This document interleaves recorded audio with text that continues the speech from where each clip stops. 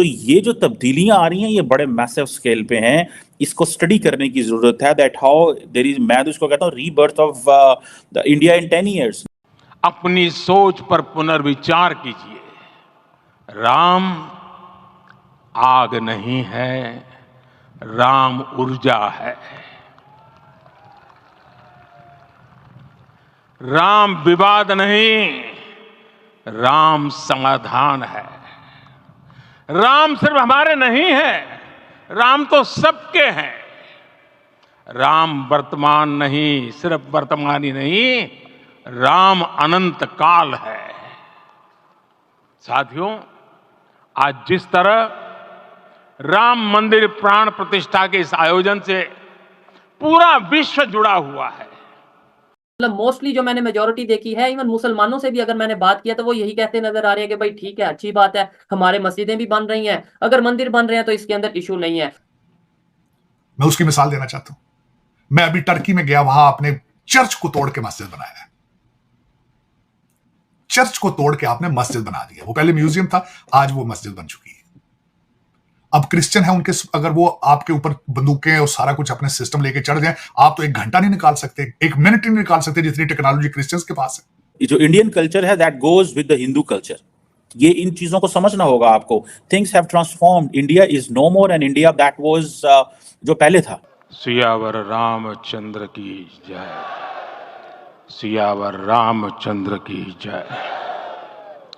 श्रद्धेय मंच, सभी संत एवं ऋषिगण, सभी राम भक्त, आप सबको प्रणाम, आप सबको राम राम। जी बिल्कुल, भारत में राम मंदिर का इफ्तिताह कर दिया गया है और इसी हवाले से पाकिस्तान में भी मुख्तलिफ मकातब फिक्र की तरफ से डिफरेंट किस्म की ओपिनियन जो है वो सामने आई है, ज्यादातर गमो गुस्से का इजहार किया गया। मैं चाहूंगी इसके ऊपर भी आप जरा बात करें। पाकिस्तान में तो वैसे ही गमो गुस्सा हर वक्त रहता है, रहना चाहिए, क्योंकि वैसे देखे ना जहां इतनी लूटमार पड़ रहा हूं, वैसे गमो गुस्सा होता है, गरीब गरीब तरीन होता है, अमीर अमीर तरीन होता जा रहा है, उसमें यहां तो होना ही होना है। लेकिन आपने कभी सोचा सिंध के अंदर मंदिरों के साथ आप जब करते हैं तो फिर आपको पता नहीं कि उस वक्त जज्बात लोगों के क्या होते हैं, नंबर 1। नंबर 2 में यह बताना चाहूंगा कि जब यहां पे फॉरेन इन्वेडर आए, हमारे पठान भाई जब आए, मुगल जब आए, टर्किश आए सारे, और मुझे कैलकुलेशन में आई कैन बी रॉन्ग, वो उन्होंने हजारों मंदिर तोड़ के मस्जिदें बनाई थी। लेकिन मैं ये बताना चाहता हूं कि कई मंदिरों को तोड़ के मस्जिदें बनाई गई थी, और फिर इसको जज्बात में नहीं लेके जाना चाहिए। क्या वजह है, मैं उसकी मिसाल देना चाहता हूं। मैं अभी टर्की में गया, वहां आपने चर्च को तोड़ के मस्जिद बनाया है। चर्च को तोड़ के आपने मस्जिद बना दिया। वो पहले म्यूजियम था, आज वो मस्जिद बन चुकी है। अब क्रिश्चियन है, उनके अगर वो आपके ऊपर बंदूकें और सारा कुछ अपने सिस्टम लेके चढ़ जाए, आप तो 1 घंटा नहीं निकाल सकते, 1 मिनट नहीं निकाल सकते जितनी टेक्नोलॉजी क्रिश्चियंस के पास है। तो थोड़ा अपने जज्बात को कंट्रोल में रखना चाहिए। और वहां पे देखें, कोर्ट का डिसीजन था वहां पे, वो ऐसे नहीं कि किसी ने उठ के सुबह उठ के कहा ये मंदिर हमारा, ये मस्जिद इसको बंद करो। वो सारे एक कंट्री है, उनका कॉन्स्टिट्यूशन है, चीजें हैं, कोर्ट ने उसकी इजाजत दी, बल्कि उन्होंने कहा साथ मस्जिद भी बनाई जाए। तो इसको जज्बात के हवाले से नहीं देखना चाहिए। तो दूसरा ये देखना चाहिए, खासकर मैं बहसीते एक पाकिस्तानी, सबसे पहले सोचना चाहिए, मुझे तो इस बात का पता है कि मेरा बैकग्राउंड क्या है। मैं कभी यह दावा नहीं करता कि मैं अरबों का रिश्तेदार हूं या मैं मुगलों का रिश्तेदार हूं। इस खित्ते, सारे खित्ते का मजहब हिंदू मजहब था सबका। हिंदुओं से लोग क्रिश्चियन हुए, हिंदुओं से लोग सिख हुए, मेरी एंसेस्ट्री हिंदुओं से सिख हुए, सिखों से मुसलमान हुए। लेकिन मजहबों के साथ मिलकर गुजारा करने की कोशिश करनी चाहिए, हर मजहब की इज्जत करनी चाहिए मेरे ख्याल में, बजाय कि हर वक्त गुस्से में और इस तरह की जो कमेंट्स आप देखें। उसका पहले बैकग्राउंड देखें कि वहां मंदिर था, मस्जिद थी, क्या बनी थी बाबरी मस्जिद, उससे पहले मंदिर क्या था, उसका हिस्टोरिकल बैकग्राउंड क्या था। अल्टीमेटली जजेस ने बैठ के डिसीजन किया है। इसके ऊपर आपको अपने कपड़े फाड़ने की जरूरत नहीं है मेरे ख्याल में। This is what my opinion. लेकिन ये कि जिस तरह मैंने कहा है, डेवलपिंग कंट्रीज के अंदर मजहब एक ऐसी चीज है जो सबसे ज्यादा बिकता है और सबसे ज्यादा चलता है, कारोबार है वहां पे। अफसोस के साथ कि मजहब को कारोबार बनाया जाता है। जहां तालीम कम हो और जहां पे जहालत ज्यादा हो, गुर्बत हो, वहां मजहब जो है वो बड़ा अच्छा बिकता है। और कोशिश करनी चाहिए कि आप पहले तो कुछ तालीम लेने की कोशिश करें।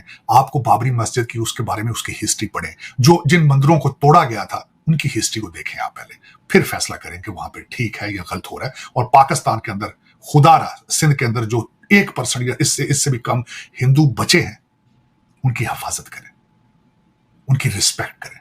They are Pakistanis, they are your brothers, और हमारे झंडे का हिस्सा है। हमारे झंडे का पाकिस्तान का जो सफेद हिस्सा है माइनॉरिटीज को रिप्रेजेंट करता है। कोशिश करें उनकी इज्जत करें।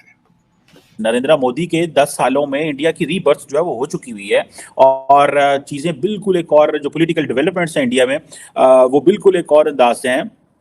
और ये जो रिलीजियस नेशनलिज्म है, ठीक है, कई लोगों को मैं भी देख रहा था, फॉर एग्जांपल इंडिया के अंदर लोग कह रहे हैं कि भाई कई लोग इसको पसंद कर रहे हैं, ओके गुड, बट कई लोग कह रहे हैं कि नहीं, इससे तकसीम भी पैदा हो सकती है, देयर इज अ प्रोबेबिलिटी, ठीक है जी, कि ये जो पॉलिटिक्स आरएसएस और बीजेपी की ये जो पॉलिटिक्स है, इससे तकसीम पैदा हो सकती है, इंडिया डिवाइड हो सकता है। और अब जैसे मैंने आपको बताया है कि ये इंडिया का जो कल्चर है और जो हिंदू कल्चर है, they are going to be the same, and many people think कि नहीं ये डिफरेंट थे, लेकिन बहुत सारे लोगों को अब समझ लगेगी that they are going to make it one, वो कहेंगे ये एक ही है, ठीक है जी। और ये रिलीजियसली इंस्पायर्ड पॉलिटिकल अपील्स हैं। अब जो आप प्राइम मिनिस्टर मोदी के देखेंगे, वो देखेंगे ये रिलीजियसली इंस्पायर्ड है, ठीक है। पाकिस्तान के अंदर भी रिलीजियसली इंस्पायर्ड पॉलिटिकल अपील्स रही हैं, ठीक है। अब भारत के अंदर भी ये पॉलिटिकल अपील जो है वो रहेंगी।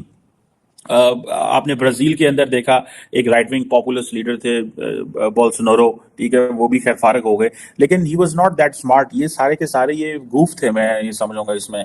या तो स्मार्ट बंदा इसमें टर्की में निकला है तैयब उर्दगान, या फिर भारत का नरेंद्र मोदी। ही ट्रांसफॉर्म्ड सो स्लोली कि पता भी नहीं चलने दिया, एक्सेप्टेंस भी ले ली और ट्रांसफॉर्म भी कर लिया। वीडियो देखने के लिए धन्यवाद दोस्तों। आशा करता हूँ कि आपको ये वीडियो पसंद आया हो। अगर आपको ये वीडियो पसंद आया हो तो प्लीज़ इसे लाइक, शेयर और सब्सक्राइब कर दीजिए। वंदे मातरम। जय हिंद।